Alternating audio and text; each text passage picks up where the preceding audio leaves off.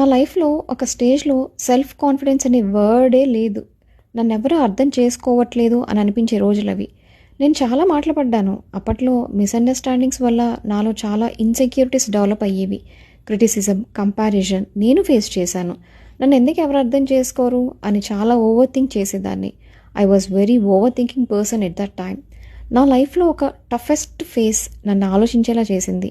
నన్ను నేను క్వెషన్ చేసేలా చేసింది. నా మాటకు వాల్యూ ఉందా? ఎందుకిలా అని. అప్పుడు అర్థమైంది హీలింగ్ మొదలు కావాలంటే ముందు మనల్ని మనం ప్రేమించుకోవాలి అని.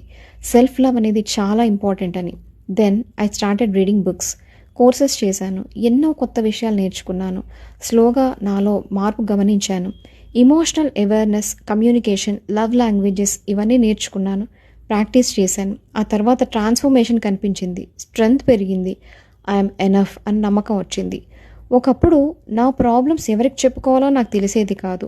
అప్పుడంత అవేర్నెస్ కూడా లేదు. కానీ అదే నేను ఇప్పుడు కపుల్స్‌కి గైడెన్స్ ఇస్తున్నాను. That's the way I transform my self.